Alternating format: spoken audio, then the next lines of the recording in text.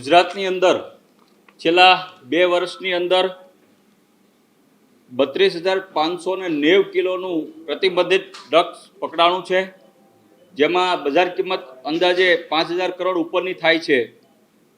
જ્યારે પંજાબ પોલીસ ગુજરાતની અંદર આવી અને સમગ્ર એક આખી ડ્રગ્સ બનાવતી ફેક્ટરીને ઝડપી લીધી, એના માલિકની ધરપકડ પણ કરવામાં આવી હતી।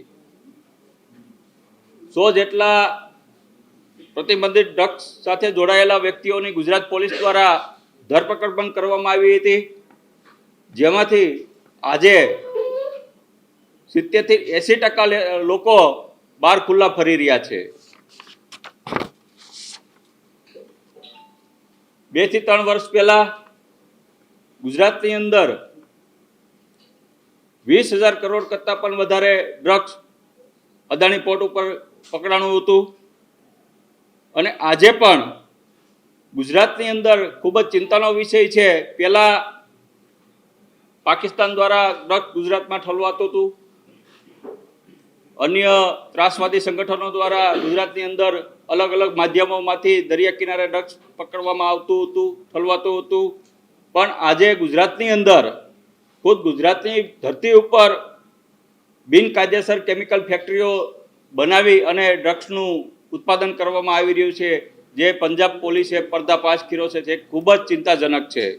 સાથોસાથ ગુજરાતમાં યુવાનોને બરબાદ કરવા માટે થઈ મહાનગરો જે છે, અમદાવાદ, બરોડા, રાજકોટ, આવા મહાનગરોની અંદર નાઇટ પાર્ટીઓ કરી અને આપણા યુવાનોને બરબાદ કરવાનું આખું ષડયંત્ર યોજવા જઈ રહ્યું છે। સાથોસાથ ગુજરાતની અંદર એક પણ દિવસ એવો નહીં હોય જ્યાં ડુપ્લિકેટ સિરપ નહીં પકડાણી હોય, ગુટકાનો જથ્થો નહીં પકડાણો હોય, દારૂનો પકડાણો હોય કે ડ્રગ્સનો પકડાણો હોય, એક પણ દિવસ ખાલી નથી જતો। આ ગુજરાતના યુવાનો માટે, ભવિષ્ય માટે ખૂબ જ ચિંતાનો વિષય બનતો જાય છે। સાથોસાથ આવા વ્હાઇટ કોલરના લોકો કોણ છે કે જે આજે પણ ફરી રહ્યા છે? કેમ એની ઉપર ગુજકો જેવી કલમ દાખલ કરવામાં નથી આવતી? આજે પણ બોટાદનો લઠ્ઠાકાંડનો મુખ્ય આરોપી ખુલ્લો ફરી રહ્યો છે, જેણે 70 કરતાં વધારે લોકોના જીવ લીધા। અનેક આવા વ્હાઇટ કોલરના લોકો છે એ ગુજરાતની અંદર ખુલ્લા ફરી રહ્યા છે અને પકડે છે માત્ર ને માત્ર નાની માછલીઓને। ત્યારે આજે પણ સરકાર દ્વારા કે સામાજિક સંસ્થાઓને સાથે રાખીને કોઈ પણ પ્રકારનો પ્રયાસ કરવામાં નથી આવી રહ્યો કે ભાઈ આવા જે વ્યસન ત્યજી દે, વ્યસન મુક્તિનું અભિયાન ગુજરાત સરકાર દ્વારા ચલાવવા માટે કોઈ આજની તારીખમાં પ્રયાસ કરવામાં નથી આવ્યો। જો કદાચ આવો પ્રયાસ કરવામાં આવે, ધાર્મિક સંસ્થાઓને સાથે જોડવામાં આવે, શૈક્ષણિક સંસ્થાઓને સાથે જોડવામાં આવે અને જો ગુજરાતની અંદર આવો સરસ મજાનો પ્રયાસ કરવામાં આવે કે જેથી કરીને આપણા ગુજરાતનું યુવા ધન છે એ વ્યસન મુક્ત થાય, આવો ગુજરાત સરકારે હજી સુધી પ્રયત્ન કરવામાં નથી આવ્યો। અને મીડિયાના મારફત એ પણ હું એક લોકોને માહિતગાર કરવા માગું છું કે આપણા બાળકોને વ્યસન મુક્ત કરવા માટે થઈ આપણે પણ પ્રયત્ન કરવો પડશે, સાથોસાથ સરકારે પણ પ્રયત્ન કરવો પડશે અને દરેકે દરેક મારા સાથી ધારાસભ્યોએ પણ પ્રયત્ન કરવો પડશે।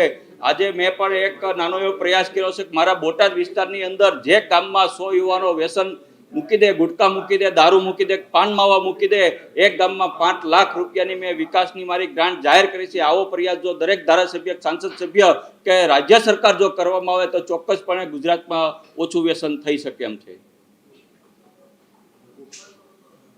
સરકારે કોઈ આંકડા આપે કે પોતે પકડ્યો ઈ જ સરાહનીય કામગીરી છે?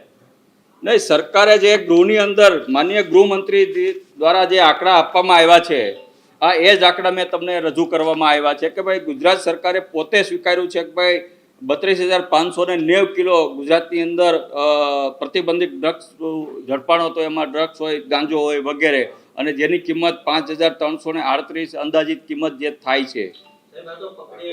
પકડાયેલાની કિંમત છે કે સરકાર પોતાની થપાવતી હશે?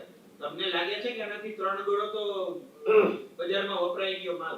ચોક્કસપણે આજે મેં તમને કીધું એમ મહાનગરોમાં નાઇટ પાર્ટીઓ થતી હોય છે, જે પહેલાં મુંબઈની એવા શહેરોમાં થતી, આજે એ દૂષણ અત્યારે આપણા ગુજરાતમાં જોવા મળી રહ્યું છે, આપણા અમદાવાદમાં જોવા મળી રહ્યું છે. આ નાઇટ પાર્ટીઓના નામે ડ્રગ્સ, ગાંજો વગેરે આ પાર્ટીઓમાં યુવાનોમાં નશો થતો જોવા મળે છે. એટલે આમાં પણ હું મીડિયાના માધ્યમથી માંગ કરું છું કે આવી નાઇટ પાર્ટીઓ ઉપર ગુજરાતની અંદર પ્રતિબંધ મૂકવામાં આવે.